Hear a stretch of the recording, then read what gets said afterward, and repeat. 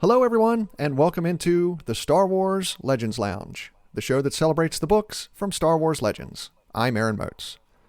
On today's episode, Omega Squad returns to Coruscant to help root out a hidden terrorist cell. Will they be able to stop a cache of explosives from being smuggled off-world? It's Republic Commando 000 by Karen Travis, the second book in the Republic Commando series. And returning to talk about the book is Kat. How are you today, Kat? I'm doing well. Hello, Legend Loungers. I'm so pumped to talk about this. Eek. Sounds like you like the book. So much. I just keep falling more and more deeply in love with these clones, and I'm already angry that there's only 5 books. So whenever we first started this, I was like, oh, okay, coming off a 19-book series, 5 sounds solid. No, I could have another 19-book series now. So that's that's where we're at. Well, this is only the second time I've read these books, but I only read the first 4. I have not read the 5th book, Imperial Commando. So Wow. we're going to read that two together. First timers. Yay. That's going to be epic. I can't wait. Oh, it's going to be fun. Now, listener, Kat and I will talk about the continuing saga of Omega Squad and Etain, the Jedi Knight, in just a few minutes. But first, we have listener questions. We have 2 questions today. The first email comes from Luke. Luke says, is Star Wars just in one galaxy, or can they fly to different galaxies? If so, are the galaxies based on a real galaxy, or is it completely made up? If it is based on a galaxy, which galaxy is it based on? Does that mean Earth is in the Star Wars universe? Also, what term of measurement is used in a galaxy far, far away? I think it would be ironic if the Death Star was built in imperial measurement. Well, Luke, prior to the Ahsoka television show, I would have said that Star Wars takes place in just one galaxy. But if you watched Ahsoka, they traveled to another galaxy. So now we have a second one. They traveled to another galaxy to reach the planet Peridia. As far as, is the galaxy based upon our own galaxy? Not really, other than the sense that every map I've ever seen of the galaxy is that it's a spiral galaxy, similar to the Milky Way, but that's the only similarity that I know of. There was a really weird one-off comic back in the late 70s, or I'm sorry, not late 70s, the early 80s, where Han Solo, Chewbacca, and the Millennium Falcon somehow made it to Earth. What? Han What? was killed when they crashed. What? The ruins of the Falcon were discovered by Indiana Jones. Oh, no. Yes. Oh, my God. And the crash landing happened in the Pacific Northwest. Chewie survived, and he was the impetus for the Bigfoot legend. Oh, for the love of Pete. I must read this comic immediately. It's fantastic. But Luke, that was just a crazy one-off comic. No, Earth is not in the Star Wars universe. And as for your question about measurements in the Star Wars universe, as far as we know, they've always been spoken about in metric. Kilometers, kilograms, liters, and then in the real big astronomical measurements such as parsecs. So, thank you very much for the question. I definitely got some enjoyment out of that one, so thank you, Luke, very much. Yeah, you're going to have to find that. Han and Chewie come to Earth, crash land, Han's killed. It's investigated by back up. It's investigated by Indiana Jones, and Chewbacca sneaks off into the Pacific Northwest woods and becomes the legend of Bigfoot. This absolutely sounds like it was just written by Harrison Ford. He was like, why? Why not? Maybe. I have personally never read the comic, but I know of its existence, and I know, the general story that goes on. It's pretty great. Today's second email comes from Sam in Germany. He says, who do you believe to be the best duelist of the Clone Wars timeline? I personally believe Count Dooku to be it, but it's a close race with Plo Koon. Well, Kat, what do you think? Who is the best lightsaber duelist in the Clone Wars era? Come on, Sam, you really asked this question? You know the correct answer is Ahsoka. Because while we do have Anakin in his prime doing his thing, he just doesn't have the flair that Ahsoka has. I mean, she has 2 lightsabers, and she's just perfect. And, yeah, I'm sorry to say that's the only correct answer. So I guess we'll have to move on. So I could see, I can see that point of view. In the Clone Wars animated show, we see Ahsoka get into, 2 lightsaber duels with Grievous. She fights very briefly Asajj Ventress.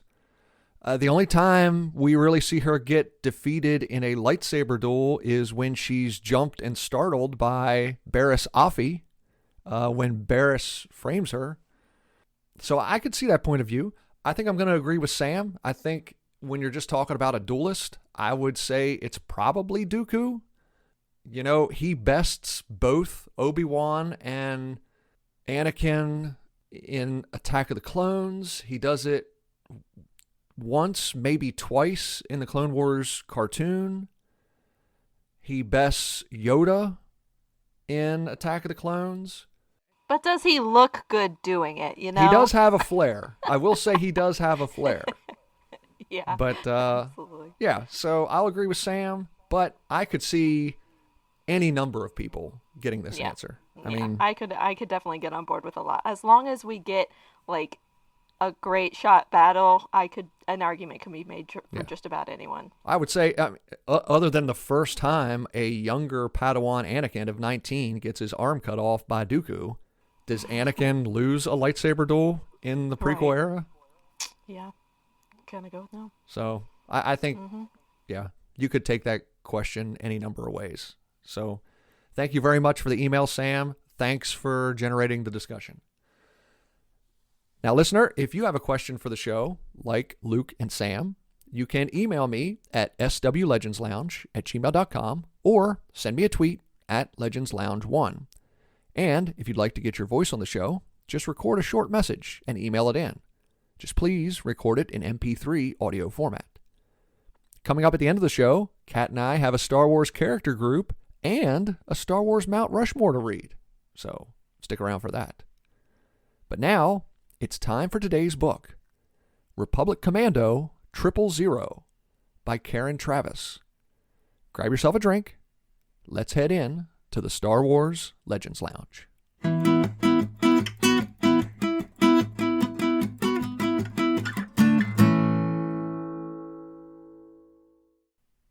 The story begins on Commando, 9 years before the onset of the Clone Wars. Cal Skirata is a Mandalorian gun for hire, one of a few Mandos picked by Jango Fett to help in training the clone army. Cal protects 6 young clones from being disposed of by the Kaminoans for being defective. They call the 6 clone ARC troopers the Nulls, a group who are very independent and constantly break the rules. Skirata decides to raise the boys as his sons and show them the ways of the Mandalorian culture while also preparing them for war. We jump forward to present day to find Omega Squad trying to gather intel about a recent bombing on Coruscant. Omega raids a separatist cargo ship and takes 3 suspects into custody. But in the raid, their ship is destroyed and the cargo ship is damaged. Now, Omega Squad finds itself stranded on the Separatist freighter with life support systems running out. Soon, help arrives. It's Delta Squad, another group of clone commandos trained by a different Mandalorian, Wallen Val. Delta Squad is a group of brutal clones, Boss, Sev, Fixer, and Scorch, trained by a brutal man. Delta Squad rescues Omega and the suspects and transports them all back to Coruscant. On Coruscant, Skirata meets with Jedi General Arlegin Zay. The two discuss how they can find a separatist terrorist cell operating near Galactic City. Skirata says that if Zay gives him a few good men and free rein with the investigation, they'll find the cell and destroy it. Zay is reluctant at first, but finally agrees after Skirata tells him how much he cares for the clones and their well-being. Using the information Val gets from interrogating the suspects Omega brought back with them, Skirata comes up with a plan. Omega and Delta squads, along with Jedi General Barden Jusik, will surveil the locations the terrorist cell is using, while Null Captain Ordo investigates a possible traitor in the Republic Treasury Department. Before he can put the plan into action, Skirata needs the clone commandos to play nice. Omega and Delta squads don't like each other. Delta believes they're one of the most elite squads in the entire Galactic Army of the Republic, because they are one of the few squads that have never suffered any casualties. Omega is the opposite, composed of 4 clones who are the only survivors of their original squads. That includes Atine, a commando trained by Val, although abused may be a better description. Skirata decides to put one member of each squad together for their surveillance shifts. Finally, new Jedi Knight Etain Termukin arrives to round out the team. Before they begin the investigation, Skirata informs everyone that this mission is completely off the books. They will not be taking people into custody. Their job is to find the cell and exterminate it. Black Ops can be very boring, with hours and days of boring stakeouts and data collection. But it allows Etain and Darman time to talk about their feelings for each other and share some alone time. Skirata notices them and pulls Etain aside at one point to make sure she understands the expectations she is giving to Darman by distracting him. She says that she is in all the way for Darman and the rest of the clones. Etain hates that the only thing that clones can look forward to is dying on the battlefield. She decides that she wants to give Darman a future, a chance to have a family, and a real life outside of fighting. A few days into the investigation, Phi, Sev, and Barden find one of the cells at a warehouse. Instead of following orders and calling in what they found, they decide to follow a member of the cell, only to find themselves followed by a different group of criminals. They quickly grab the woman they're following and flee. Barden uses the Force to evade their pursuers, and the group makes its way back to the safe house. They give the woman to Val for questioning. He finds out that she works in the Republic Logistics Department and that there are more officials involved with the Separatists. Convinced he's gotten everything the woman knows, Val executes her, tying up the loose end. Skirata and Ordo come up with a plan. Ordo will smuggle the explosives out of the Republic Logistics office that the woman and her compatriots plan to steal. Skirata will then pose as a Mandalorian arms dealer and try to sell the explosives to the terrorists. Barden doses the explosives with a new age tech that tags every member of the cell who handles the packages. That allows the team to follow movements of the terrorists to find where their stronghold is. The squad finds that there are multiple meeting spots throughout the Galactic City area where the cell members meet. Skirata enlists the help of the Coruscant Security Police to track down most of these locations, but plot out specific targets for the Black Ops team to take out. While following one of the targets, Ordo spots the woman that Val had interrogated and killed only days before. The team confronts her, but they discover it's not the same woman. It's Jannart, the Gurlanin who helped Etain and Omega Squad on Quilara. Jannart tells Etain that the Jedi Order did not uphold its promise to remove the human colonists from Quilara. Now, she's on Coruscant to steal information that will help free her planet. Jannart agrees to help the Black Ops team and convince her people from joining the Separatists as long as the Republic agrees to remove all the humans from Kilara within the year.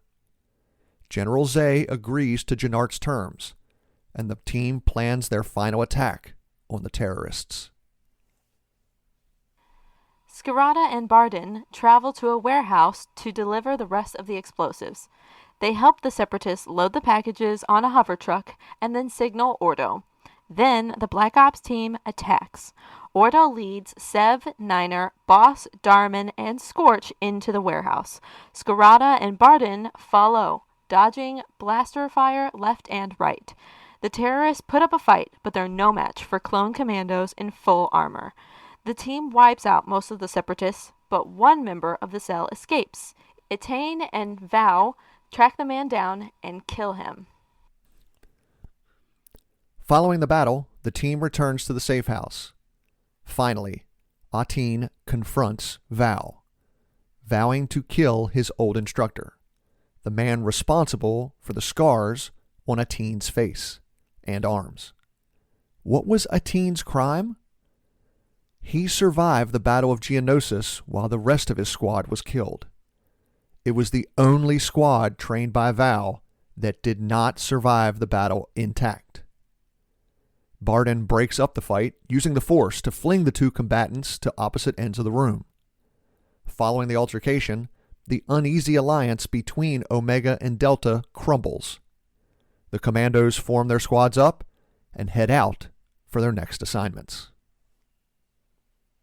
The story ends with Etain talking to Skirata. Etain tells him that she is pregnant with Darman's child. Etain says she wants her child to be raised like a Mandalorian, like his father, instead of like a Jedi. Skirata is not fully on board, but agrees to keep the pregnancy a secret for now, and says he will help Etain in any way he can. But Skirata says that after she gives birth, Etain must give him the baby. He'll protect the baby, teach it all about Mandalorian culture, tell Darman only when it's safe. His words stun Etain, but Skirata tells her that that's his price for keeping her pregnancy a secret. Time to take a break. When we return, we'll talk more about Republic Commando 000. I'm Aaron Moats. Stay tuned. You're listening to the Star Wars Legends Lounge.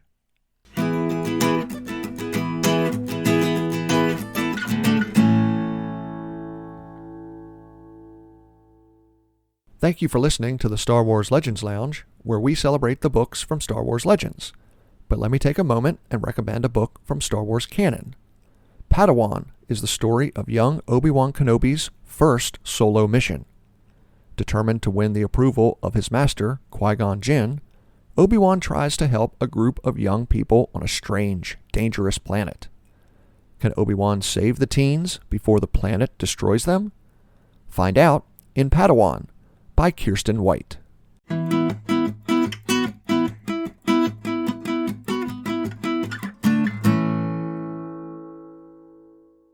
Welcome back to the Star Wars Legends Lounge, the show that celebrates the books from Star Wars Legends.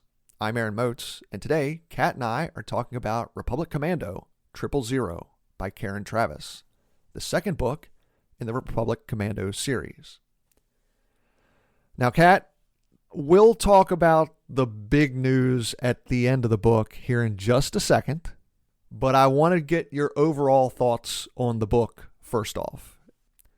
How did this reading experience compare to the first book in the series that we did 2 weeks ago? I think Karen does an excellent job of telling these stories and giving us different facets of the clones. We get to see different points of view in this book. We get to hear from Phi, which I loved getting to hear from him. And we also get to hear from Ordo. And we get a lot of different perspectives, and they all feel very real and very lived in. We had kind of seen Phi from the outside, and so being able to be inside his head and kind of see the evolution in his thoughts of everyone needs to have a good time right now. I'm going to be the person that needs to provide that. I don't also have to be having a good time to be able to provide that. Excellent job with his character. He seems depressed. He seems like he's Yeah, really depressed.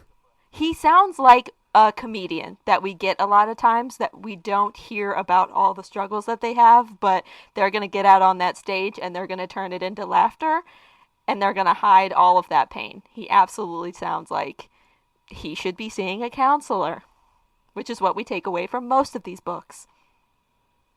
The story of Omega Squad, even by the second book, is starting to expand. We have a number of new characters in this story. We get Cal Scarata's point of view. We get Ordo's point of view. I love them as characters. They're very interesting. Scarata is a sergeant that's basically ordering generals around, ordering Jedi around. You know, he's enlisted, but he's ordering the officers around. He's basically doing whatever he wants to do. Mm-hmm. Mm-hmm. And Big time dad vibes. Exactly. And his nulls, specifically Ordo does whatever he wants to. He just does it within the structure of the the Grand Army of the Republic. I always want to say Galactic Army of the Republic. I don't know why. I think I may have said that when we were doing the synopsis early on, but it's the Grand Army of the GAR. Everyone knows what I'm talking about when I say the GAR. The GAR. Yeah. Did you like these new characters that we were introduced to? Oh yeah, I had a lot of fun to get into Scarata's point of view, and Ordo was definitely an interesting character as well.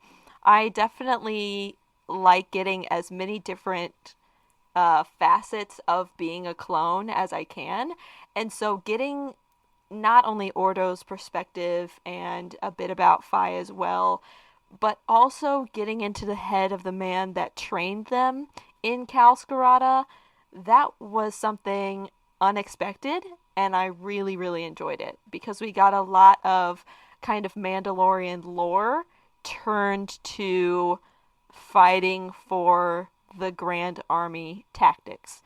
So it was a very interesting perspective to get. And again, I think the author did a really good job of telling that story of he was trying to be a father and it was not always easy and he had a tough time with it, but he did it. And all of these clones, these Nulls and Omega Squad are just falling over themselves to try and show themselves that they can be the man that Scarata trained them to be.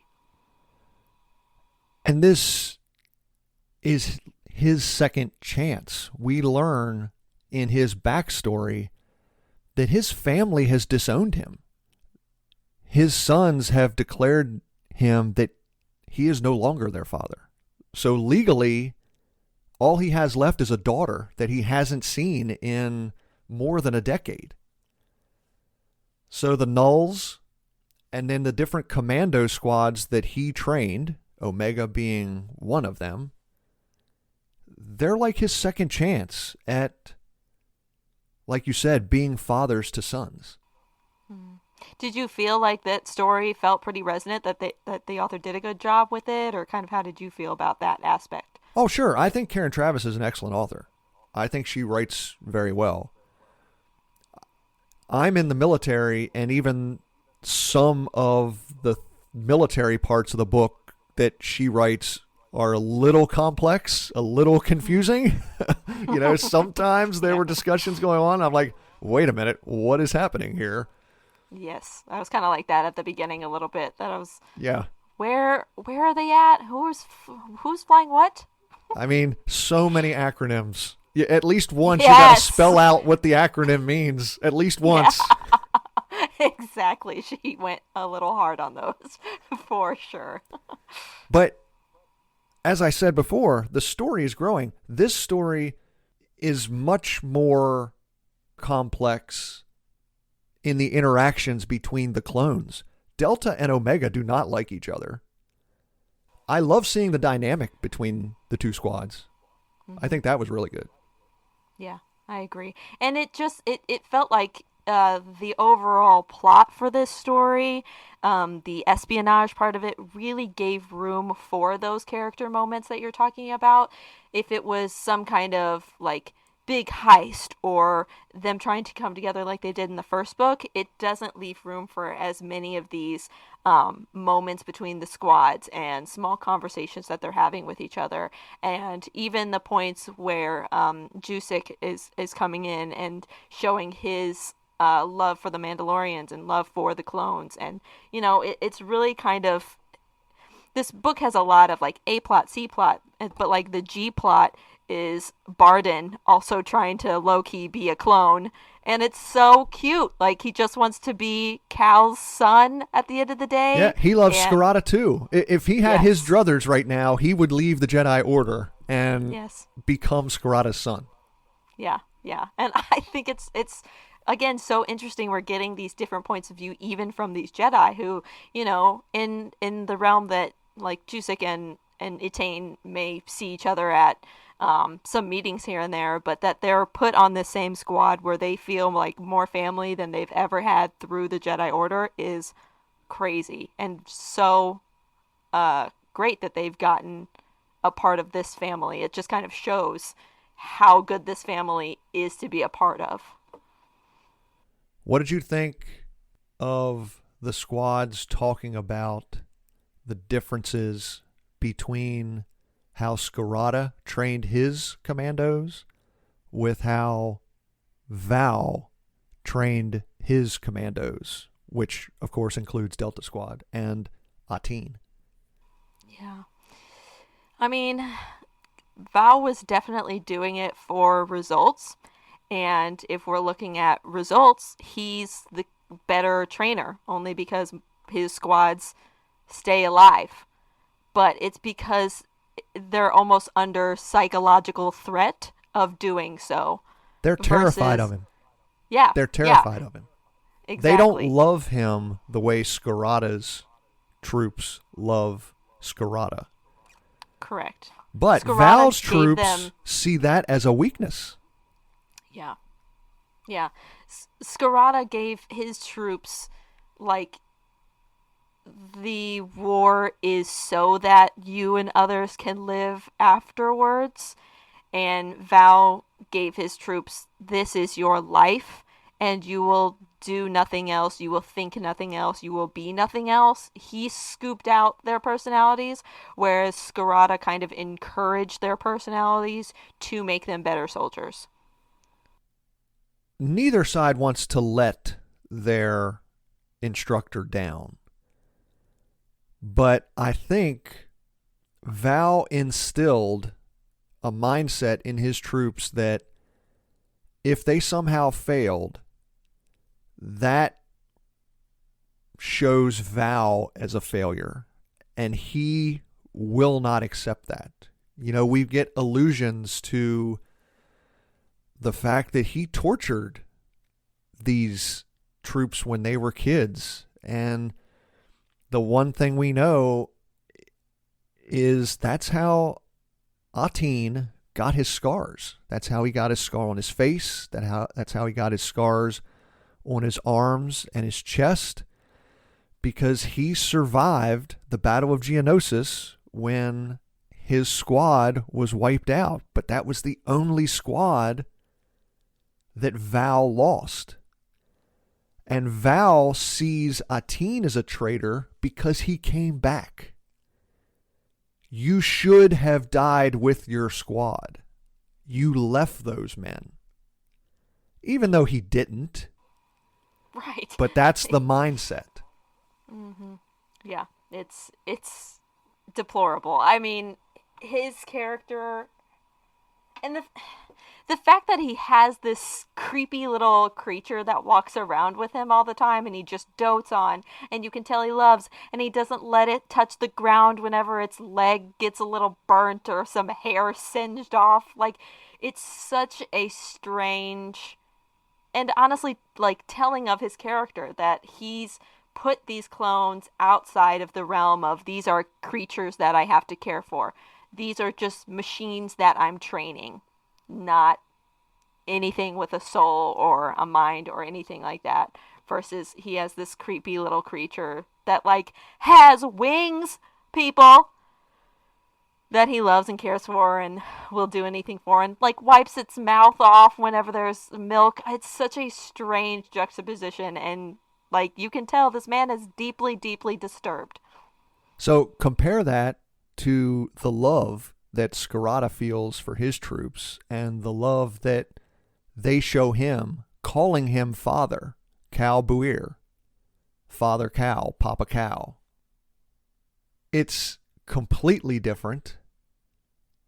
And underneath the Black Ops mission that they're doing to weed out this terrorist cell, underneath all that, Scarata is having his nulls, led by Ordo, trying to set up an escape plan for the clones for the end of the war. We didn't really touch on that because it's just underneath everything. But it really shows how much he loves these boys. Yeah, the fact that he is behind the scenes of this already secret operation, putting together this escape plan and trying to basically find some Kaminoans and get some information about how to get the clones a longer life and a better life is even like I could not love Scarata more, and then he does one more thing, and it's pretty awesome. Yeah, he's trying to find a way to stop the accelerated aging process of the clones. Mm-hmm. Yeah, and it's awesome. And I think that's kind of why he has a problem with Etain in the pregnancy, is she's not grasping that right now Darman doesn't have much of a life past 10, 20 years at max anyway. So giving him that taste of life and then taking it away feels almost crueler. But she's trying to do the same thing that Scarata is doing in giving him a legacy. They're just going about it in different ways. Well, let's talk about it. I was going to hold off for just a little bit, but let's talk about it. I can't. At the end of the story, Etain tells Scarata that she's pregnant. And being a Force user, she's convinced that it's a boy. She's giving Darman a boy as part of his future. Scarata does not take the news well, does he? Yeah, badly. Badly. But like, I get it. His point, I get what he's saying to Etain, and I'm almost on board with it because she took that choice away from Darman a bit. She was definitely plotting before they started making out or whatever else makes a baby, that she was like, I'm going to give this man a life and I'm going to save one clone by creating a legacy. And so she was, again, like Scarata said, a Jedi was making a decision without anybody else's say-so. And it brings up a whole lot of questions. One, what's the Jedi Order going to do? Two, Darman is a clone with accelerated aging. Is any of that going to get passed on to the baby? Three, if Darman learns that Etain is pregnant, how's he going to be effective in the field? He's going to be obsessed with getting back to her, thinking about being a father. He's got to keep his head on straight because these commandos do the most dangerous missions that the GAR has for just military discipline. And Scarata does mention it. An officer and an enlisted person are not supposed to have a relationship together. What are the other clones going to think? And we get a little bit with Ordo because Ordo overhears the conversation. Ordo learns that Etain is pregnant as well. So I don't know how to describe it. On one hand, I can see Etain's point of view that these clones really have nothing to live for. I'm going to give Darman something to live for. But she didn't think it through. There are so many issues. And like you said, one of the biggest ones is she didn't give Darman a choice. Mm-hmm. Yeah. She absolutely... Like, obviously he knows how babies work and whatnot, but they never had a conversation beforehand. She just made up her mind, I'm going to give this man a baby. Yeah. Without asking him if he wanted to be a father. Right. Like, even Scarata's like, where are you planning on having this baby? How are you planning on hiding this from anybody? Because that's not how babies work. And she says, oh, I'll just go away and have an accelerated pregnancy. I know that K2 is listening to this episode and she's yelling at the like this accelerated pregnancy thing because it is so strange and I don't like it. But I'm going to ignore that science. It's fine. Well, remember, it's not science, it's the Force. And like I've said before, there are no hard and fast rules with the Force. It basically does whatever the plot needs it to do. Aaron, the minute she conceives, she also knows it's a boy? How does that work? That's not the point. Okay. Anyway. She has this plot that she's going to go away for a couple of months and have a baby and nobody will be the wiser. And Scarata's like, okay, but the point of having the baby is to have that baby in your arms and then raise it with Darman. So again, I ask, where? Who? Yeah. What? When? The war is still going on. You're still a general. Are you going to be standing on the front lines with a baby on your hip, pointing at her troops to go attack something? Right, exactly. Like, she did not have... Again, she could have just given her love and, like, her relationship as the present for Darman, as giving him something to live for. But nope, she had to take it a step further, which, like Scarata says, Jedi don't pay attention to the rules that affect other people. They just do whatever they do because it feels right in the Force. And Etain is very, very sure that this is what the Force wants her to do, and maybe it is, but the Force doesn't give her the answer for how to deal with the Jedi Council, how to deal with the rest of the government. It has to be more than just the Force. It has to be the Jedi also wielding the Force who has to make that decision. Oh, you know Mace Windu and Yoda are not going to be happy. I mean, it's gonna be a crapshoot. It is not gonna go well. I'm actually looking forward to it, but like, not for Etain, for anybody else in that room. But I do think that Scarata has the best solution for this in that he tells Etain, look, we have to do this my way because, again, I just pointed out all of the things you didn't think of, so I'm going to try and fix this as best I can, but that means you have to give me full control of the situation, i.e. you have that kid and you hand him over, because Scarata, while technically in the army, can leave whenever he wants. Yeah, he's pretty much already shown he does whatever he wants anyway. I think General Zay knows that when Scarata's had enough, Scarata's just leaving. Exactly. Which they all but told him in the beginning anyway, so he's kind of always had that chip on his shoulder, and he also, so far, has had, like, an excellent rate of A, turning out great commandos, and B, getting missions done. So this is just another one that he's like, okay, I'm taking this on, and I know that I can leave this army whenever I want and not have a whole complex of the Jedi Council mad at me, or the Gar trying to execute me, or X, Y, and Z.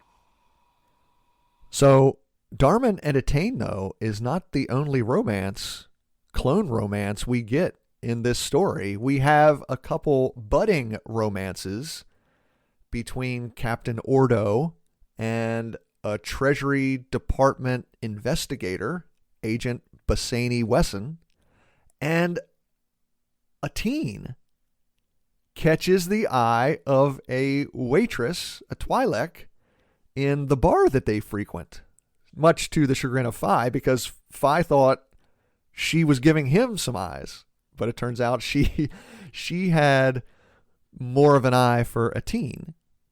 So you're starting to get a few, as I said, budding romances here in this story for the clones. It's almost like this book was made for me because I was like, look, this action is great. All of these backstories are fantastic, but where's the romance? And they brought it. And I think again, they feel like Ordo is such a by the book kind of guy, and it kind of seems like Basseni Wesson is as well.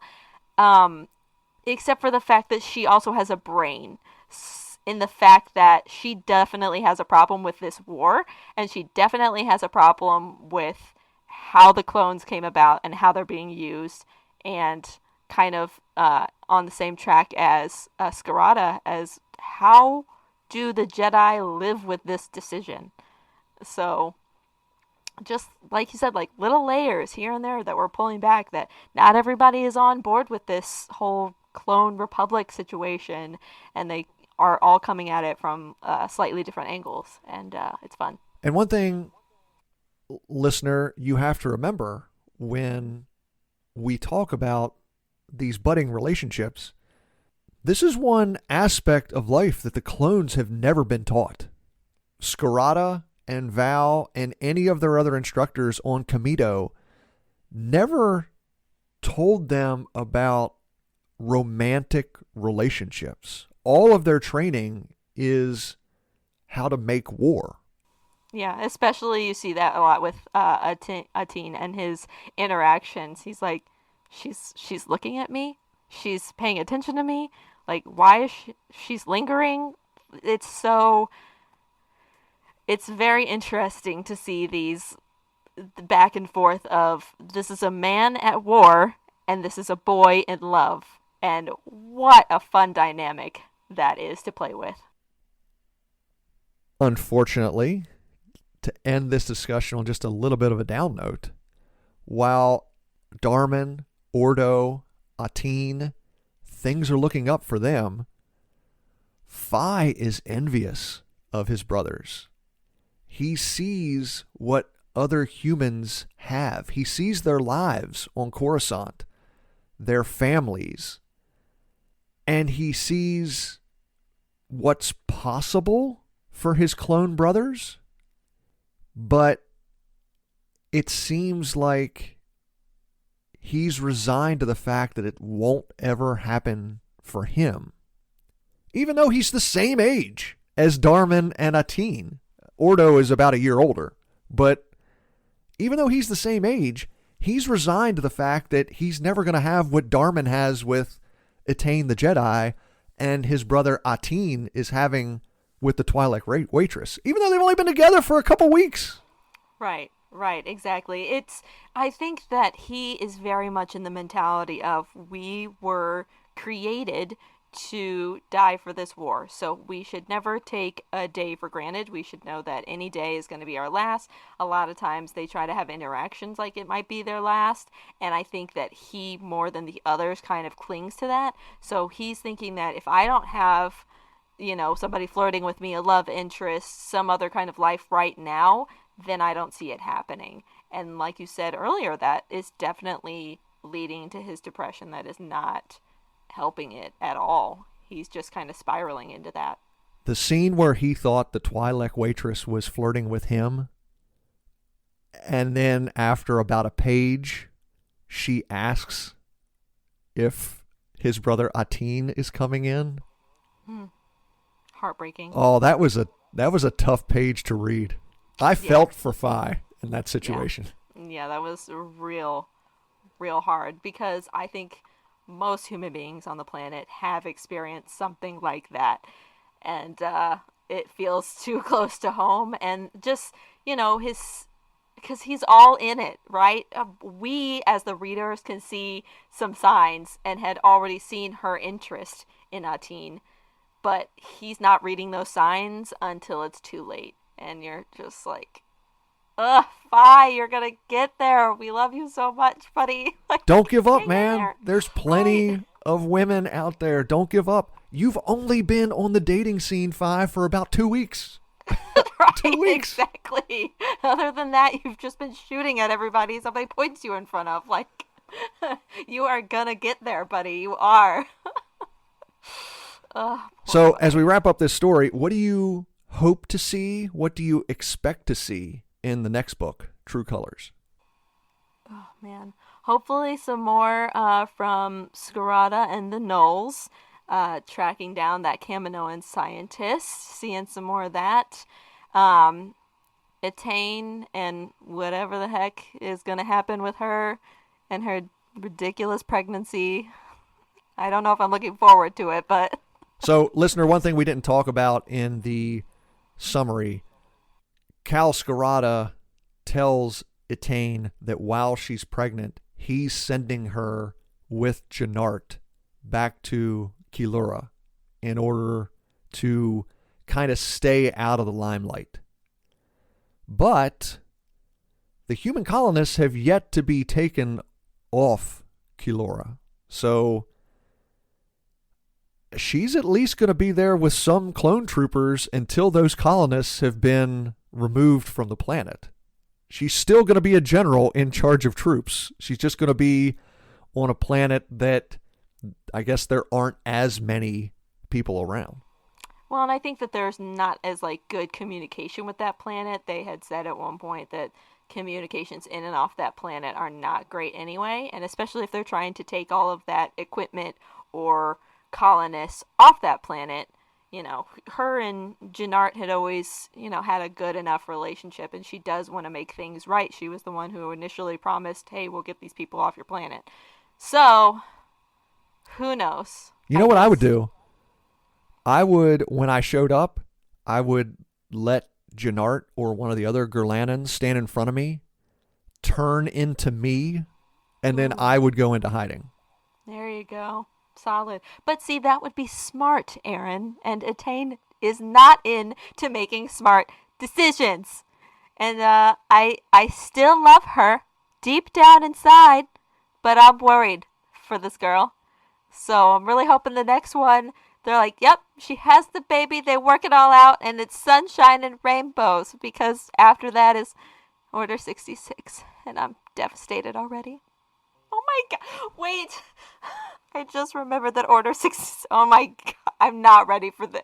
Oh my god, I'm not ready. Never mind. I just remembered. What's going to Oh happen? no. Oh What's going to no. happen? I'm not saying this is what happens because I've read the books and I don't want to spoil anything for it, but I'm sure you can see the scene in your head, Darman standing in front of Etain when Palpatine issues Order 66.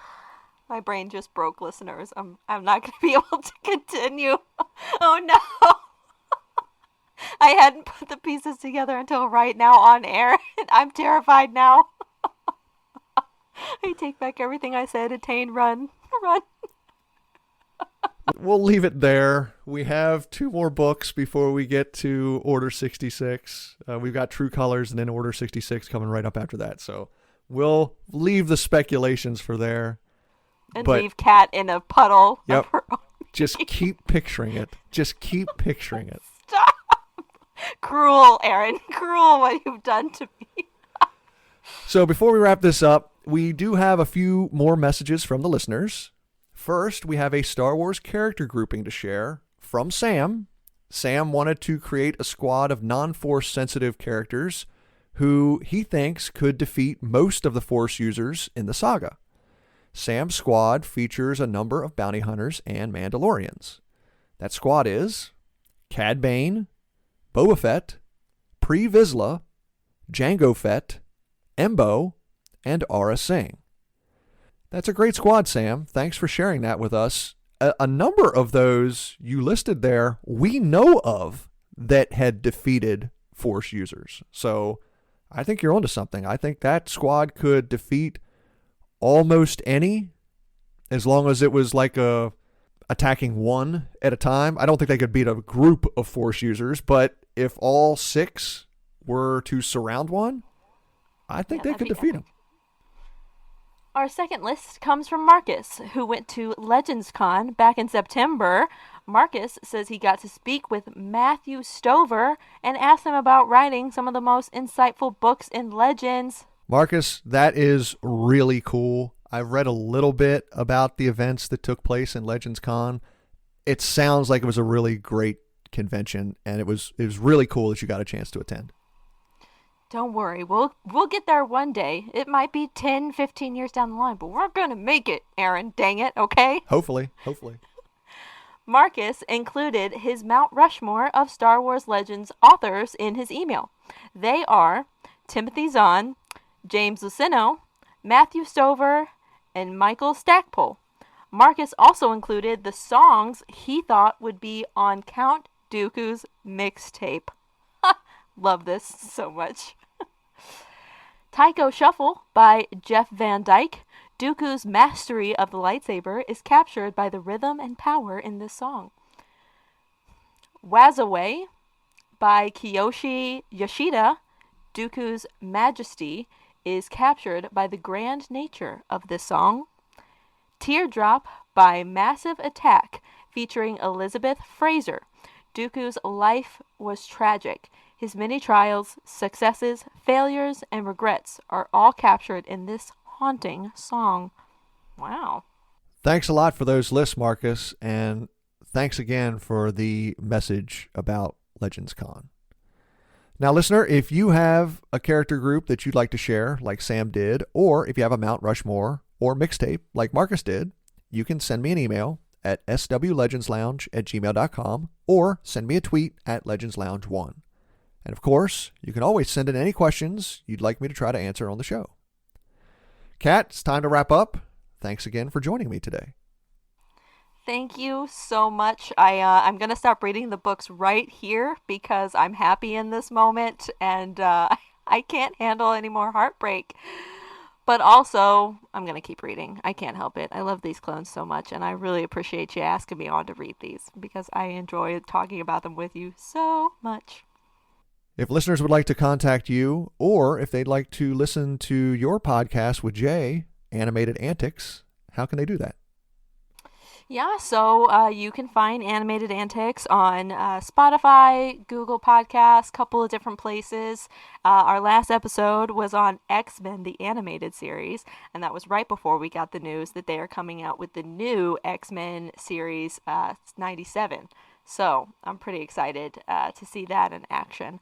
But we also talk about a lot of Star Wars content because we can't help it. We wish we were in a galaxy far, far away all the time. So you can find us on, any of the platforms, Animated Antics Pod. You can find us on Twitter at JandCat1, and then I'm at Cat with a K Delancey on Twitter or anything else. So.